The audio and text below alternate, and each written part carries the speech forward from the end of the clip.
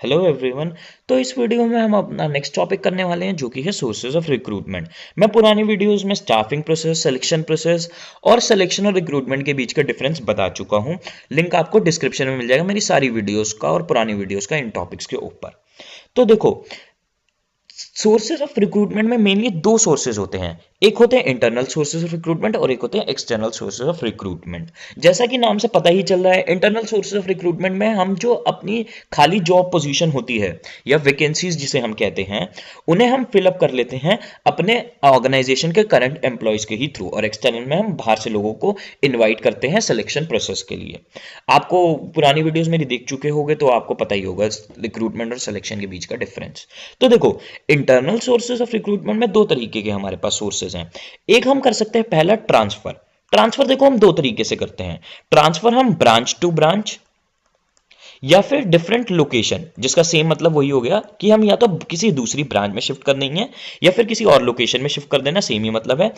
और या फिर हम डिपार्टमेंट के बीच में शिफ्ट कर सकते हैं, यानी हम किसी और डिपार्टमेंट में ही डाल दें। जैसे हमारा कोई फाइनेंस का बंदा है, उसे हमने ह्यूमन रिसोर्स में डाल दिया, या परचेज वाले को हमने फाइनेंसेस में डाल दिया। तो हम ऐसे डिपार्टमेंट टू डिपार्टमेंट भी शिफ्ट कर सकते हैं। हमने रिसर्च में, हमारा कोई बंदा था जो फोन पे रिसर्च करता था, हमने उसे फोन की रिसर्च से शिफ्ट करके वॉशिंग मशीन की रिसर्च में लगा दिया। तो फिर ऐसे हम डिपार्टमेंट टू डिपार्टमेंट ट्रांसफर कर सकते हैं, और ब्रांच से हम या लोकेशन वाइज दिल्ली से मुंबई, मुंबई से झारखंड, हम ऐसे ट्रांसफर कर सकते हैं। अगला पॉइंट है प्रमोशंस। प्रमोशन क्या होता है, आपको ऑलरेडी यार इसको पता ही होगा नाम से, कि हम किसी हायर पोजीशन पे, हमारा कोई बड़ी ओहदे का आदमी छोड़ चुका है, बड़ी पोजीशन का बंदा जॉब छोड़ चुका है, हमें कोई अच्छी बड़ी पोजीशन का बंदा, मैनेजर टाइप का बंदा चाहिए, तो हम किसी डाउन लेवल के बंदे को उसको उस पोजीशन पे डाल देते हैं, क्योंकि हमें लगता है हाँ यार इस बंदे में पोटेंशियल है और ये कुछ कर सकता है। अब देखो, मैं आपको यहाँ पे एक चीज बताना चाहूंगा। ट्रांसफर जो होता है वो हॉरिजॉन्टल शिफ्ट होता है, एक तरीके से हॉरिजॉन्टल शिफ्ट होता है। ऐसा क्यों? क्योंकि देखो, ट्रांसफर में आप किसी को ब्रांच टू ब्रांच या डिपार्टमेंट टू डिपार्टमेंट शिफ्ट कर रहे हो।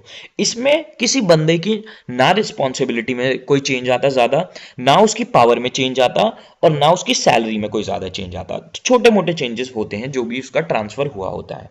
बट प्रमोशन एक वर्टिकल शिफ्ट है। वर्टिकल क्यों? क्योंकि ऑब्वियसली बात है, ये देखो हम नीचे से बंदे को ऊपर कर रहे हैं, तो इसमें हमारी पावर में भी फर्क आता है, रिस्पॉन्सिबिलिटी भी बढ़ती है, पावर भी बढ़ती है और सैलरी भी बढ़ती है। तो प्रमोशन वर्टिकल शिफ्ट है।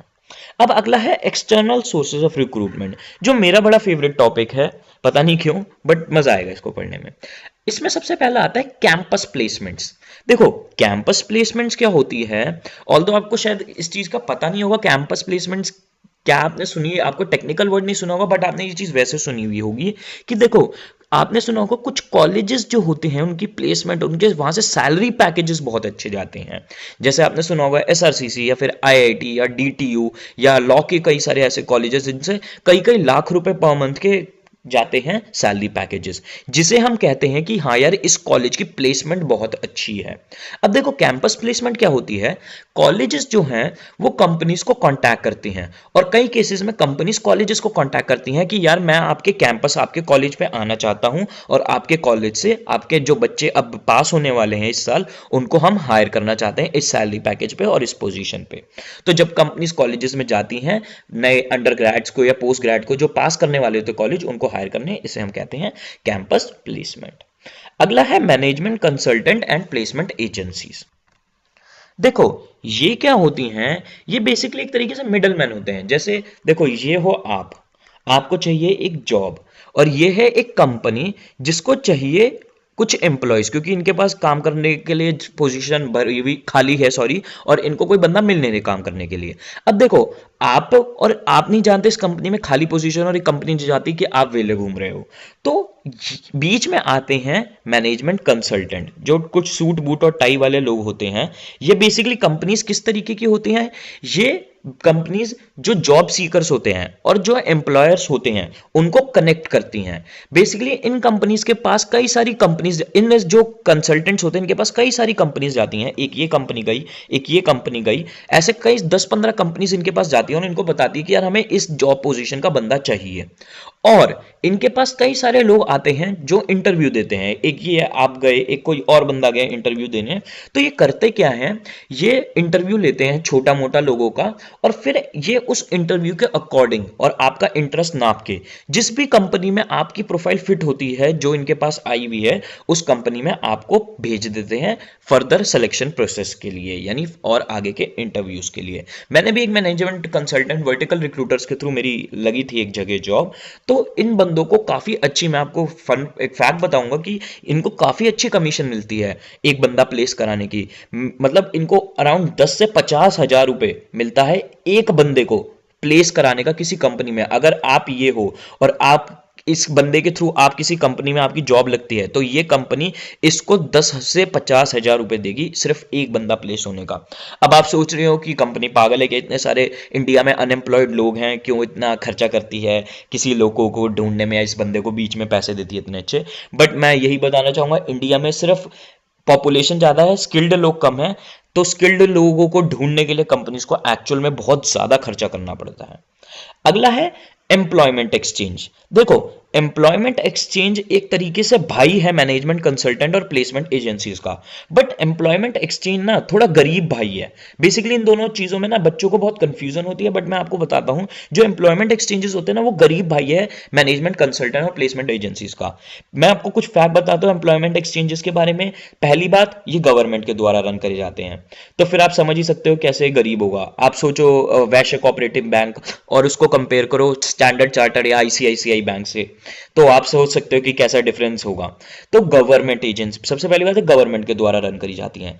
दूसरी बात, इसके थ्रू स्किल्ड ऑपरेशनल वर्कर्स ही हायर होते, स्किल्ड लोग नहीं हायर होते। इसमें बेसिकली अनस्किल्ड लोग अप्लाई करते हैं या सेमी स्किल्ड लोग अप्लाई करते हैं जिनके स्किल्स बहुत ज्यादा अच्छे नहीं होते या फिर कोई वो प्रोफेशनल नहीं होते। बट मैनेजमेंट कंसल्टेंट और प्लेसमेंट एजेंसीज के द्वारा हायर होते हैं बहुत प्रोफेशनल, बहुत क्वालिफाइड और टेक्निकल बंदे।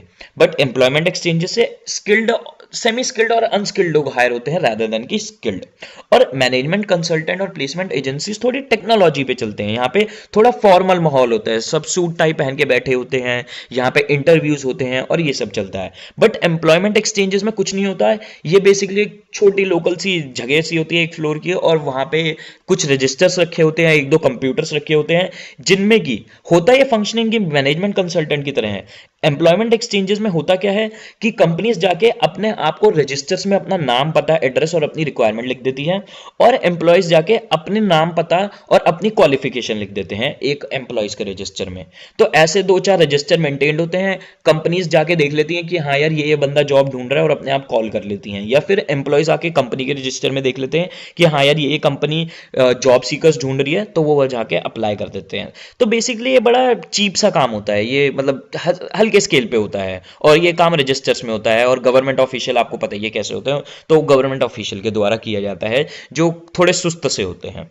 तो अब इसका एक बहुत बड़ी डिसएडवांटेज है एम्प्लॉयमेंट एक्सचेंजेस की, ये अप टू डेट नहीं होते। मैंने जैसे बताया कि एम्प्लॉयमेंट एक्सचेंजेस में रजिस्टर्स पे या कंप्यूटर्स पे, छोटे मोटे कंप्यूटर्स पे थोड़ा बहुत लिखत में काम होता है। तो होता क्या है, इनमें कंपनीज अपना रिक्वायरमेंट डाल देती है और सालों सालों उनको अपडेट नहीं करती है, और जो जॉब सीकर होते हैं वो भी अपनी नाम, पता, एड्रेस, क्वालिफिकेशन डाल देते हैं और सालों सालों अपडेट नहीं करते उस चीज को। तो इस वजह से यहाँ पे जो होता है ये कुछ अप टू डेट नहीं होता, बड़ा आउटडेटेड डेटाबेस होता है इनके पास, या जो भी इंफॉर्मेशन होती है आउटडेटेड होती है। अगला है एडवर्टाइजमेंट्स। एडवर्टाइजमेंट्स में क्या होता है, कंपनी जाके, जैसे कि आपने देखा होगा न्यूज़पेपर्स में एडवर्टाइजमेंट्स होती हैं, न्यूज़पेपर्स में एडवर्टाइजमेंट होती है, मैगजीन्स में, ब्रोशर्स में एडवर्टाइजमेंट्स होती हैं। आपकी बुक में लिखा हुआ है टीवी में भी एडवर्टाइजमेंट देते हैं। मुझे नहीं पता टीवी में कब से एडवर्टाइजमेंट आने लग गए कंपनीज की जॉब के लिए, बट मैंने तो आज तक अपनी जिंदगी में भी नहीं देखा। मैंने न्यूज़पेपर्स में देखे हैं और मैगजीन्स में देखे हैं। बस लिखा होता है कंपनी के बारे में कि हमें एक सीए की आवश्यकता है, या हमें एक मुनीम की आवश्यकता है, या हमें एक खातेदार की आवश्यकता है। तो वो अपनी रिक्वायरमेंट लिख देते हैं और फिर मेंशन कर देते हैं कंपनी क्या है, क्या क्या सैलरी है और क्या क्या बंदे की क्वालिफिकेशन होनी चाहिए। अब इसके एडवांटेज क्या है, इसमें हमारी बहुत बड़ी चॉइस मिल जाती है हमें एप्लीकेंट्स की, क्योंकि एडवर्टाइजमेंट्स की, न्यूज़पेपर्स की, मैगजीन्स की, इन सब की रीच बहुत तगड़ी होती है, इनके व्यूअर्स बहुत सारे होते हैं। तो अगर हम न्यूज़पेपर में एडवर्टाइजमेंट करते हैं तो हमें बहुत बड़ी चॉइस ऑफ मिलते हैं एप्लीकेंट्स, बहुत सारे लोग अप्लाई कर देते हैं। बट यही एक तरीके से डिसएडवांटेज भी होती है कि हमारे पास फ्लड ऑफ एप्लीकेंट्स आ जाते हैं। कई बार क्या होता है, हम न्यूज़पेपर में ऐड देते हैं, हमारा सैलरी पैकेज ज़्यादा होता है, हमारी कंपनी का नाम कुछ ऐसा होता है, या फिर हमारी जॉब पोजीशन बड़ी हल्की सी होती है, तो उसमें इतने सारे लोग अप्लाई कर देते हैं कि हम इरिटेट हो जाते हैं। इतने सारे लोगों में सेलेक्ट करने में दिक्कत हो जाती है हमें बहुत ज़्यादा। और कई बारी ऐसा होता है कि इतने सारे ही जॉब सीकर अप्लाई कर देते हैं, उनमें से कई सारे अनसूटेबल होते हैं जो उस काम को कर भी नहीं सकते, फिर भी वो अप्लाई कर देते हैं क्योंकि वो वेले होते हैं, डेस्परेट होते हैं जॉब के लिए। अगला है डायरेक्ट रिक्रूटमेंट। डायरेक्ट रिक्रूटमेंट देखो क्या होती है, ये बेसिकली कारीगर वाला काम जो होता है, यानी जो चीप लेबर का या अनस्किल्ड लेबर का काम होता है वहां पे यूज होती है। उस केस में ये होता क्या है, ये कहा इसमें होता क्या है कि जैसे हमारी फैक्ट्री है, हम अपने फैक्ट्री के नीचे ही, मेरे केस हम भी ऐसे करते थे, मैंने पुरानी वीडियोस में बताया, मेरे पेरेंट्स का कंप्यूटर एम्ब्रॉयडरी का काम था, तो हमने भी ऐसा किया था। हम फैक्ट्री के नीचे क्या करते थे, हम एक बोर्ड लेते थे, उस बोर्ड पे लिख देते थे कि कढ़ाई के कारीगर की आवश्यकता है, जिसको भी काम चाहिए वो हमें संपर्क करे इस नंबर पर। तो डायरेक्ट रिक्रूटमेंट में यही होता है, बड़ी बड़ी कंपनीज या छोटी मोटी फैक्ट्रीज भी यही करती हैं, अपनी कंपनी के नीचे एक बोर्ड लगा देती हैं और उस बोर्ड में लिख देती है कि हमें इस कारीगर की या फिर इस लेबर की आवश्यकता है और हमें कांटेक्ट करें इस नंबर पे। तो इस मेथड से हमें कैजुअल लेबरर्स बड़ी आसानी से मिल जाते हैं। और इस मेथड का फायदा क्या है, ये बहुत इनएक्सपेंसिव, बड़ा ही ज्यादा सस्ता होता है। जैसे आप नाम से ही समझ गए होंगे कि हम बस बोर्ड लगा देते हैं, उसमें क्या ही खर्चा होना है। बट इससे क्या है, हम प्रोफेशनल या मैनेजमेंट वाले टेक्निकल लोग नहीं हायर करते इस मेथड के थ्रू, क्योंकि आप खुद ऑब्वियस ही बात सोचो, जो बंदा टेक्निकल होगा या एमबीए होगा वो या सीए होगा, वो कोई फैक्ट्री में गलियों में तो घूम नहीं रहा होगा जॉब ढूंढते, वो बड़ी साइट्स पे या न्यूज़पेपर में जाके देखेगा। वो इतना अनपढ़ तो है नहीं कि वो जाके बोर्ड बोर्ड लगे होंगे उन्हें जाके पढ़ेगा और फिर जॉब के लिए अप्लाई करेगा। देखो मैं एक चीज यहाँ पे वॉर्न कर देता हूँ, डायरेक्ट रिक्रूटमेंट एक ऐसी चीज है जो है तो आसान समझनी, बस एक बोर्ड ही लगा देते हैं, बट इसको ना बंदे बहुत ज्यादा आसानी से भूल जाते हैं, तो आप भूलना मत इसे। अब हमारे अगले मेथड्स पे आते हुए, अगला है हमारा लेबर कॉन्ट्रैक्टर। लेबर कॉन्ट्रैक्टर क्या होते हैं, देखो ये एक तरीके से ना सरदार होते हैं लेबरों के, सरताज से होते हैं ये लेबर्स के। मतलब आपके पास कई सौ, या आपकी बहुत बड़ी फैक्ट्री है, आपके पास कई सौ लेबर्स काम करती है, तो उन 100 लेबरों में ना एक बंदा होता है जो सबका सरताज होता है। वो उसकी सबसे अच्छी बातचीत होती है, उसकी कंपनी से भी बाहर बातचीत होती है, और उसकी हर जगह मतलब अच्छे कॉन्टैक्ट्स होते हैं। तो ये जो कॉन्टैक्ट्स वाला बंदा है, हम बेसिकली इससे एक अच्छा रिलेशन बना लेते हैं, और जब भी हमें कोई नए लोगों की जरूरत होती है, हम इसको कांटेक्ट करते हैं और हम इसे कहते हैं कि यार तू हमारे यहाँ काम कर रहे, थोड़े और बंदे ले यार, हमें बंदों की जरूरत है। अब देखो लेबर कॉन्ट्रैक्टर के नुकसान क्या है कि ये इस बंदे के साथ ये दिक्कत है, क्योंकि ये लेबर्स का सरताज है। अगर इसने कंपनी हमारी छोड़ दी तो इसके जो सारे फॉलोअर्स हैं, ये सब वो सारे फॉलोअर्स इसके पीछे चले जाएंगे। ऑल्दो ये खुद लेबर का बंदा है, ऑल्दो ये उसी दर्जे पे काम करता है, बट स्टिल इसके कॉन्टैक्ट्स अच्छे होते हैं। जैसे आपके भी स्कूल में आप कुछ लोग होंगे जो आप देखते होंगे, जो भाई लोग होंगे या फिर मॉनिटर्स होते हैं, जिनकी पूरी स्कूल में बातचीत होती है, तो वो एक तरीके से एक सेम लेवल के बंदे, बट उनकी बातचीत सबसे बहुत अच्छी है। तो ये लेबर कॉन्ट्रैक्टर्स होते हैं। अगला है कैजुअल कॉलर्स। देखो अगर कोई बंदा किसी कंपनी का एचआर मैनेजर है, या फिर सिंपल वर्ड्स में कहूं, जो किसी कंपनी का मैनेजर है जो हायरिंग करता है, तो होता क्या है, उस बंदे का ना जो नंबर होता है वो कई बारी हर जगह फैला हुआ होता है, और कोई भी बंदे को अगर जॉब चाहिए होती है तो वो उसको कॉल कर लेता है एचआर मैनेजर को कि सर मैं खाली घूम रहा हूं, मैं वेला हूं, मुझे जॉब चाहिए, क्या आपकी कंपनी में मैं अप्लाई कर सकता हूं। अगर उसके पास कोई कंपनी में एम्प्टी पोजीशन होती है तो एचआर मैनेजर कह देता है हाँ जी आप इंटरव्यू के लिए आ जाओ। बट अगर नहीं होती तो ये चीज आप याद रखना, अगर उसके पास खाली पोजीशन नहीं होती कंपनी में तो वो उसे मना नहीं करता, वो उसका नाम, पता, एड्रेस और क्वालिफिकेशन लेके रख लेता है, ताकि अगर फ्यूचर में कोई आई वैकेंसी या खाली पोजीशन आई तो वो उसको कॉलर को कॉल बैक कर देगा और फिर कहेगा कि हाँ जी, एचआर मैनेजर फोन करके कहेगा कि हाँ जी हमारे यहाँ खाली पोजीशन हो गई है, अब आप हमारे पास आके इंटरव्यू दे सकते हो। जैसे कि नाम से पता ही चल रहा है इसको याद करने का तरीका कि कैजुअल कॉलर्स, मतलब वो बंदे जो रेगुलरली या फिर ऐसे ही आगे पीछे कॉल कर लेते हैं एचआर मैनेजर को।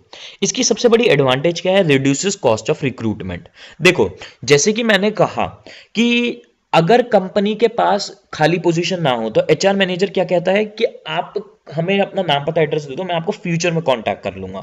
तो इस केस में क्या है, अगर फ्यूचर में हमारे पास वैकेंसी आती है तो हमें बस कुछ नहीं करना, हमें मत्था खपाई नहीं करनी, हमें एडवर्टाइजमेंट में या डिलीवर कॉन्ट्रैक्टर से मत्था नहीं मारना, हमें बस उसे कॉल करना है और फिर वो हमारे पास सिलेक्शन के लिए आ जाएगा। तो इस वजह से बड़ा सस्ता होता है, ये भी एक तरीके से काफी सस्ता मोड ऑफ रिक्रूटमेंट है। प्लस अगर हमारे पास खाली पोजीशन होती है तो हमारा तो कोई खर्चा आया नहीं, उसने हमें कॉल किया तो हमें हमारा फ्री बराबर काम हो गया। अगला पॉइंट है रिकमेंडेशन ऑफ एम्प्लॉयज। ये अगर आपको रिकमेंडेशन वर्ड का मतलब नहीं पता तो मतलब रेफर करना लोगों को।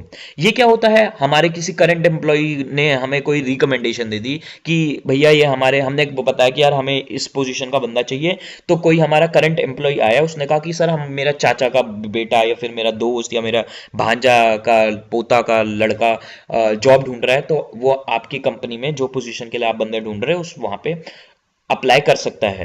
तो ये होती है रिकमेंडेशन ऑफ करंट एम्प्लॉयज, हमारे करंट काम करते हुए बंदे अपने कोई जान पहचान के बंदे को रेफर कर देते हैं। अगला है वेब पब्लिशिंग। ये बहुत सिंपल है, आपको पता ही है, साइट्स हैं naukri.com जैसी, monster.com जैसी। इन साइट्स को अगर आपने नहीं चलाया है तो ऐसे कोई इतनी जरूरत नहीं है, इनमें हम जाके अपनी कंपनी की जो भी रिक्वायरमेंट है वो मेंशन कर देते हैं और जॉब सीकर्स जो हैं वो हमें कॉन्टैक्ट कर देते हैं और फिर हम उसके अकॉर्डिंग उन्हें कॉल करते हैं इंटरव्यूज के लिए। तो अब हम अपने ये सारे सोर्स ऑफ रिक्रूटमेंट से आगे बढ़ते हैं, हम अपना अगला टॉपिक पढ़ते हैं, मेरिट्स और demerits internal sources of recruitment के, और फिर हम पढ़ेंगे एक्सटर्नल सोर्सेज ऑफ रिक्रूटमेंट के। तो सबसे पहला फायदा क्या है इंटरनल सोर्सेज ऑफ रिक्रूटमेंट का, इकोनॉमिकल इन नेचर। हमारा इसमें कोई खर्चा नहीं है, जैसे आपने देखा कि एक्सटर्नल सोर्स ऑफ रिक्रूटमेंट में हमारा एडवर्टाइजमेंट हो गया या फिर मैनेजमेंट और प्लेसमेंट एजेंसीज हो गए, कई सारे हमारे एक्सटर्नल सोर्सेज जो काफी खर्चे वाला काम हमारे लिए करते हैं। बट इसमें क्या है, हमारा कोई खर्चा ही नहीं है, हमने बस अपने करंट किसी एम्प्लॉय को पकड़ा, उसे हमने ट्रांसफर कर दिया, फिर हमने उसका प्रमोशन कर दिया। अगला पॉइंट है मोटिवेट एम्प्लॉयज। मोटिवेट एम्प्लॉयज कैसे, कि यार देखो, जब कोई एम्प्लॉय देखता है कि यार देखो मेरा दोस्त मेरे साथ काम करता था, आज इसका प्रमोशन हो गया, आज ये मैनेजर बन गया है, तो वो भी सोचता है कि यार मैं भी मेहनत करूंगा कि यार ये बंदा मैनेजर बना है तो मैं भी मैनेजर बन सकता हूं। या फिर किसी उसके दोस्त का कंपनी में काम करते हुए इंडिया से ट्रांसफर अमेरिका हो गया है, तो वो भी कहेगा यार मैं और मेहनत करूंगा ताकि मेरा भी ट्रांसफर हो जाए। तो मोटिवेट करते हैं एम्प्लॉयज को। अगला पॉइंट है simplifies process of selection and placement. देखो, हमारा जो सिलेक्शन प्रोसेस होता है और प्लेसमेंट का प्रोसेस जो होता है, जो मैं पुरानी वीडियो में एक्सप्लेन कर चुका हूं ऑलरेडी, वो बहुत सिंप्लीफाई हो जाता है। क्यों? क्योंकि हम ऑलरेडी उस बंदे को जानते हैं, तो सिलेक्शन प्रोसेस की कई सारी चीजें हमें नहीं करनी पड़ती, जैसे रेफरेंस एंड बैकग्राउंड टेस्ट हो गया, या फिर हमारे जो टेस्ट थे, अलग अलग टेस्ट थे, हमें वो नहीं करने पड़ते। तो हमारा जो कई सारे सिलेक्शन प्रोसेस की कई सारी चीजें वो हम स्किप कर पाते हैं, तो हमारे लिए प्रोसेस बहुत सिंपल हो जाता है। अगला है एडजस्टमेंट ऑफ सरप्लस स्टाफ। देखो, ट्रांसफर से क्या है, हम अपने सरप्लस स्टाफ को एडजस्ट कर पाते हैं। अगर हमारे किसी ब्रांच में ज्यादा या किसी लोकेशन में ज्यादा स्टाफ हो गया है, या किसी डिपार्टमेंट में ज्यादा स्टाफ हो गया है और किसी दूसरे डिपार्टमेंट या ब्रांच लोकेशन में स्टाफ कम है, तो हम सिंपली उसे ट्रांसफर कर पाएंगे। अगला पॉइंट है no need of induction training. अब आप मुझसे पूछो इंडक्शन ट्रेनिंग क्या होती है। इंडक्शन ट्रेनिंग, अगर आपने मेरी पुरानी वीडियो देखी है उसमें मैं आपको समझाता हूं ओरिएंटेशन क्या होती है। इंडक्शन ट्रेनिंग एग्जैक्टली, बिल्कुल एग्जैक्ट वही वर्ड है ओरिएंटेशन। इंडक्शन ट्रेनिंग बस उसका सिनोनिम है। इंडक्शन ट्रेनिंग में फिर आपको रिवाइज करा देता हूं। इंडक्शन ट्रेनिंग में हम बेसिकली क्या करते हैं, ये 1-2 घंटे या 1-2 दिन की ट्रेनिंग होती है जिसमें हम ऑर्गेनाइजेशन से किसी भी बंदे को इंट्रोड्यूस कराते हैं। जैसे आप नए कॉलेजेस या कंपनी ज्वाइन करोगे, बेसिकली इसमें कंपनी के मैप बताए जाते हैं, इस फ्लोर पे ये चीज है, कंपनी के सारे रूल्स बताए जाते हैं, सारी पॉलिसीज बताई जाती हैं जो आप किसी भी हालत में नहीं खराब कर सकते, और कंपनी की हिस्ट्री और वर्किंग एनवायरनमेंट बताया जाता है। तो ऑब्वियस ही बात है, अगर कोई बंदा ऑलरेडी कंपनी में काम कर रहा है तो हमें उसकी इंडक्शन ट्रेनिंग करने की या उसे कंपनी के बारे में इंट्रोड्यूस करने की जरूरत है नहीं, वो इतने सालों से काम कर ही रहा है। अगला पॉइंट है टूल ऑफ ट्रेनिंग। देखो, अगर हम ट्रांसफर करते हैं एम्प्लॉय का डिपार्टमेंट टू डिपार्टमेंट या ब्रांच टू ब्रांच, तो वो हम एक तरीके से ट्रेनिंग का टूल की तरह इस्तेमाल कर सकते हैं उस एम्प्लॉय की। हमने किसी बंदे को फाइनेंस से परचेज में डाला, परचेज से हमने उसे इन्वेंट्री मैनेजमेंट में डाला, इन्वेंट्री मैनेजमेंट से हमने उसे सेल्स में डाल दिया, तो उस बंदे को वो ऑलराउंडर बंदा बन चुका है। तो अगर हम उसे फ्यूचर में किसी हायर पोजीशन में डालना चाहें, हमें लगता है हाँ यार ये बंदा दिमाग वाला है, हमने उसे ट्रांसफर कर करके उसे और अच्छा ट्रेन कर दिया, तो वो हमारा फ्यूचर फ्यूचर में बहुत तगड़ी पोजीशन होल्ड कर सकता है।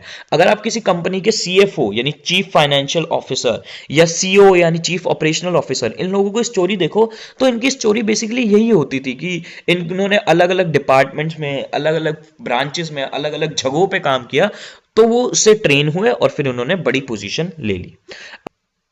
अब हम पढ़ेंगे demerits of internal sources of recruitment, मतलब क्या नुकसान है, अब कहाँ ये फ्लॉप हो जाता है मेथड। देखो, सबसे पहला है इनकम्प्लीट सोर्स। ये पॉइंट सिंपल ये कहना चाहता है कि अगर आपकी ऑर्गेनाइजेशन में ऑलरेडी कम बंदे काम कर रहे हैं तो ट्रांसफर या प्रमोशन से आपका कोई भला नहीं होने वाला। मतलब मानो एग्जाम्पल लो, आपका ये फाइनेंस डिपार्टमेंट है, फाइनेंस डिपार्टमेंट, और ये आपका परचेज डिपार्टमेंट है। देखो, परचेज डिपार्टमेंट में 50 लोग काम कर रहे हैं और यहाँ 50 लोगों की ही रिक्वायरमेंट है, और फाइनेंस डिपार्टमेंट में एकदम से जरूरत आ गई 10 और नए लोगों की, तो ऑब्वियस सी बात है परचेज डिपार्टमेंट से ट्रांसफर करके फाइनेंस में नहीं डाल सकते, क्योंकि फिर परचेज डिपार्टमेंट में लोगों की कमी हो जाएगी। तो ये इनकम्प्लीट सोर्स है। अगला पॉइंट है एम्प्लॉयज में बिकम लथार्जिक। सबसे पहले लथार्जिक का क्या मतलब होता है? लथार्जिक का मीनिंग होता है आलसी। अब एम्प्लॉयज लथार्जिक क्यों बन जाते हैं? ये उस केस की बात कर रहा है जब कंपनी ज्वाइन कराते हुए एम्प्लॉय को प्रॉमिस कर देती है कि आपका 1 साल 2 साल या 3 साल में प्रमोशन हम करेंगे ही करेंगे, जैसा गवर्नमेंट ऑर्गेनाइजेशन है, कुछ प्राइवेट कंपनीज में होता था। मेरे ख्याल से अब तो कहीं ऐसा नहीं होता, बट ये उस केस की बात कर रहा है जब उन्हें प्रॉमिस कर दिया जाता है। तो अगर उन्हें प्रॉमिस कर दिया गया है तो आप सोचो एम्प्लॉय खुद ही आलसी बन जाएगा। वो सोचेगा कि यार हर 3 साल में मेरा प्रमोशन होना है, मेरी सैलरी बढ़नी है, तो मैं क्यों मेहनत करूं। बट अगर आपको पता है आपकी प्रमोशन टाइम बाउंड नहीं है, आपका ऐसा नहीं है कि हर साल या हर 2-3 साल में होना है प्रमोशन, तो फिर आप मेहनत से काम करोगे ताकि आप प्रमोट आपको किया जाए, आप मेहनती बनोगे रादर देन लेथार्जिक। अगला पॉइंट है रिड्यूसेस प्रोडक्टिविटी। ये यहाँ पे किस कॉन्टेक्स्ट में कहना चाहता है कि प्रोडक्टिविटी कम हो जाएगी? कि अगर मानो हमने कहा था अभी पीछे मेरिट्स में ट्रांसफर के कि ये ट्रांसफर जो है टूल ऑफ ट्रेनिंग की तरह यूज हो सकता है, कि हम एक डिपार्टमेंट से दूसरे डिपार्टमेंट में कर करके बंदे को ऑलराउंडर बना सकते हैं। बट इसका एक काउंटर पॉइंट भी है, इससे एक गड़बड़ी भी हो सकती है कि हमारी प्रोडक्टिविटी कम हो सकती है उस एम्प्लॉय की। क्यों? क्योंकि हमने पहले उसे फाइनेंस डिपार्टमेंट में रखा हुआ था, उसे 1 साल फाइनेंस डिपार्टमेंट में काम होते होते हो गया था, उसे वहां का एक्सपीरियंस हो गया था। अब उसे हम परचेज डिपार्टमेंट में डालेंगे तो उसे सीखने में, काम करने के तरीके को जानने में, वहां के मेथड समझने में टाइम लग सकता है। तो उस वजह से जितना वो प्रोडक्टिव फाइनेंस डिपार्टमेंट में था, अब क्योंकि हमने उसे परचेज डिपार्टमेंट डाल दिया है, वो उतना प्रोडक्टिव नहीं होगा। तो इसकी वजह से हमारी ओवरऑल ऑर्गेनाइजेशन की प्रोडक्टिविटी हैम्पर हो सकती है, रिड्यूस हो सकती है। अगला पॉइंट है spirit of competition may be hampered. इसका क्या मतलब है कि देखो, अगर हमारे एम्प्लॉयज को पता है कि हम में से ही कोई बंदा प्रमोट होगा, मतलब उन्हें इस चीज का डर नहीं है कि बाहर से कोई बंदा लाके हमारी पोजीशन पे रखा जा सकता है, तो फिर वो कॉम्पिटिटिव एनवायरनमेंट नहीं बनेगा, आपस में लोग कंपीट नहीं कर रहे होंगे। क्यों? क्योंकि उन्हें पता है उनमें से ही एक बंदे का प्रमोशन होना है, बाहर से कोई लोग आने नहीं है। तो अगर एम्प्लॉयज को डर हम बना के रखें कि अगर तुम करंट लोगों में से, तुम 10 बंदों की टीम में से किसी ने अच्छे से मेहनत नहीं करी, तो मैनेजर की पोजीशन हम किसी बाहर के बंदे को दे देंगे। तो हमें ऐसा डर बना के रखना चाहिए, नहीं तो उनके बीच का कंपटीशन कम हो जाएगा और फिर वो इतनी मेहनत से काम नहीं करेंगे। अगला पॉइंट है stop infusion of new blood. देखो, अगर आप इंटरनल सोर्सेज ऑफ रिक्रूटमेंट पे ही चलते रहोगे तो फिर आप न्यू ब्लड को अपनी ऑर्गेनाइजेशन, यंग जनरेशन को अपनी ऑर्गेनाइजेशन में नहीं ला पाओगे। और यंग जनरेशन का ऑर्गेनाइजेशन में आना बहुत जरूरी है, क्योंकि उन्हें ही, ऑब्वियस सी बात है, आप समझ सकते हो, उन्हें ही पता है नए मेथड्स, नई क्या टेक्नोलॉजी है, कैसे नई तरीके से काम होता है। अगर सोचो MTNL या फिर जो गवर्नमेंट कंपनीज हैं, ये क्यों पीछे लैग करती है, क्यों ये इतना अच्छा प्रोग्रेस नहीं कर पाती? क्योंकि ये वही अपने पुराने बुड्ढों को, अपने पुराने 60-60 50-50 साल के कंप्यूटर ठीक करने वालों को चला रही हैं, जिन्हें मेरे ख्याल से कंप्यूटर की फॉर्मेट तक नहीं करना आता होगा, इन्हें प्रिंटर भी फॉर्मेट नहीं करनी आती होगी। तो क्योंकि वो नया ब्लड नहीं लेते अपनी ऑर्गेनाइजेशन में, इसलिए गवर्नमेंट ऑर्गेनाइजेशन, MTNL जैसी कंपनी लॉस में चल रही है। अगला पॉइंट है लिमिटेड चॉइस। ये भी सिंपल सा पॉइंट है, क्योंकि हमने इंटरनल सोर्सेज ऑफ रिक्रूटमेंट लिया है, हमारे जो 50-100 लोग काम कर रहे हैं ऑर्गेनाइजेशन में, हम उन्हीं में से चूज कर रहे हैं किसी को प्रमोशन या ट्रांसफर के लिए, तो हमारे पास लिमिटेड चॉइस है। But external sources of recruitment हम जैसे ऑलरेडी पढ़ चुके, कितनी सारी चॉइसेस हमें मिल जाती है, कितने सारे हजारों लोग हमारे पास अप्लाई करते हैं। अगला पॉइंट है not suitable for new organisation. ये भी बड़ा सिंपल सा पॉइंट है। अगर आपकी नई ऑर्गेनाइजेशन है तो आप क्या ट्रांसफर और प्रमोशन करोगे? आपके पास तो ऑलरेडी इतने कम बंदे काम कर रहे होंगे। अब हम पढ़ेंगे मेरिट्स और demerits external sources of recruitment के। सबसे पहला मेरिट क्या है? Qualified personnel. क्योंकि हम अपनी जॉब रिक्वायरमेंट के हिसाब से और हम अपनी रिक्वायरमेंट के हिसाब से लोगों को हायर कर रहे हैं ऑर्गेनाइजेशन के बाहर से। हमने अपनी सारी जो मनमानी है, जैसे गर्लफ्रेंड रखती है, हमने अपनी सारी मनमानियां रखी हैं, तो हमें हमारी मनमानी के अकॉर्डिंग क्वालिफाइड पर्सोनल मिलेंगे। अगला है वाइडर चॉइस। क्योंकि हम एक्सटर्नल सोर्स ऑफ रिक्रूटमेंट अभी भी मैंने पढ़ाए थे, हमारे पास वाइडर चॉइस मिलती है, हमारे पास बहुत सारे एप्लीकेंट्स आते हैं और फिर हम उनमें से कुछ जो भी हमें अच्छे लगते हैं, जो भी हमें टैलेंटेड लगते हैं, हम उन्हें सेलेक्ट कर लेते हैं। अगला है फ्रेश टैलेंट। फ्रेश टैलेंट का क्या मतलब है? कि हम नए खून को, नई जनरेशन को अपनी ऑर्गेनाइजेशन में ला पाते हैं एक्सटर्नल सोर्स ऑफ रिक्रूटमेंट की वजह से। जैसे कि इसका एग्जांपल था कैंपस प्लेसमेंट, उसमें हम नए लोगों को अपनी ऑर्गेनाइजेशन में ला रहे हैं। अगला है कॉम्पिटिटिव स्पिरिट। एम्प्लॉइज में कॉम्पिटिटिव स्पिरिट होगा। क्यों? क्योंकि उन्हें पता है कि यार अगर मेहनत से काम नहीं किया तो मैनेजर की, बैंक मैनेजर की पोजीशन हमारी ऑर्गेनाइजेशन की या कोई भी बड़ी पोजीशन हमारी बजाय किसी बाहर के बंदे को उठाए लेके आएंगे ये और हमारी जगह उसे रख देंगे। तो क्या है? कॉम्पिटिशन, कॉम्पिटिटिव स्पिरिट आएगा। अगर आपने थोड़े से भी दिमाग लगाया, थोड़ा सा भी ऑब्जर्व किया हो, जो इंटरनल सोर्सेज ऑफ रिक्रूटमेंट के डीमेरिट्स अभी हमने यहां पढ़े हैं, वही एक्सटर्नल सोर्सेज ऑफ रिक्रूटमेंट के मेरिट्स हैं, और इंटरनल के जो मेरिट्स हैं वो यहां डीमेरिट्स होंगे। अगला है डिससेटिस्फैक्शन अमंग करंट एम्प्लॉइज। ये मुझे बड़ा फनी सा पॉइंट लगता है, बड़ा इंटरेस्टिंग सा पॉइंट है। ये पॉइंट क्या कहना चाहता है? अगर सोचो आप एक कंपनी में, आपको सिनेरियो चाहता हो, आप सोचो आप एक कंपनी में 5 साल से काम कर रहे हो, आप एक बैंक में 5 साल से काम कर रहे हो और आप चाहते हो कि अब मुझे बैंक मैनेजर बना दिया जाए। 5 साल हो गए आपको मेहनत करते करते करते करते और अब बैंक मैनेजर की पोजीशन खाली हो गई है, आप जिस ब्रांच में काम कर रहे थे। अब होता क्या है कि एकदम से आपकी बजाय कंपनी क्या करती है, किसी बाहर से बंदे को उठाती है और वो उसको बैंक मैनेजर बना देती है। अब सोचो आपकी कैसी शक्ल होगी और आपकी कैसे रोते हुए आप अपने घर पे जाओगे और अपने घर वालों पे चीखोगे। आपके अंदर डिससैटिस्फैक्शन आएगा। क्यों? क्योंकि आपको 5 साल 10 साल हो गए उस कंपनी के लिए काम करते करते, और जैसे ही बात प्रमोशन की जाए, आपको नहीं रखा गया, किसी और ही बंदे को रख लिया गया। अगला पॉइंट है कॉस्टली प्रोसेस। ये भी बड़ा सिंपल सा पॉइंट है। कॉस्टली प्रोसेस क्यों? क्योंकि हमारा बहुत खर्चा होता है एक्सटर्नल सोर्स ऑफ रिक्रूटमेंट में, एडवर्टाइजमेंट में या मैनेजमेंट कंसल्टेंसीज में।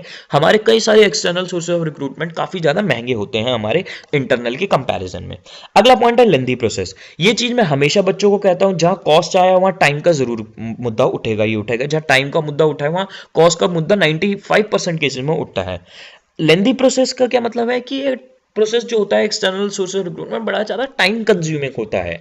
आप पहले एडवर्टाइजमेंट, मैनेजमेंट कंसल्टेंट या फिर डायरेक्ट रिक्रूटमेंट में आप पहले जो भी है वहां पे लिखोगे अपनी रिक्वायरमेंट, फिर लोग अप्लाई करेंगे, हर पता नहीं कितने महीनों तक अप्लाई करते रहेंगे, फिर आप उनमें से छटाई करोगे सिलेक्शन प्रोसेस में। तो फिर ये बड़ा लेंदी प्रोसेस होता है as compare to internal sources of recruitment. तो ये था सारा हमारा रिक्रूटमेंट का मुद्दा। प्लीज यार वीडियो को लाइक करना और कमेंट्स में बताना अगर आपको अच्छी लगी या नहीं लगी, या फिर कुछ भी आपको समझ नहीं आया। मैं बहुत खुशी खुशी सारी बातों का रिप्लाई करूंगा। तो प्लीज जैसे भी आप सपोर्ट कर सको अपने फ्रेंड्स के साथ शेयर करके मेरे को सपोर्ट कर सकते हो आप। तो बाय।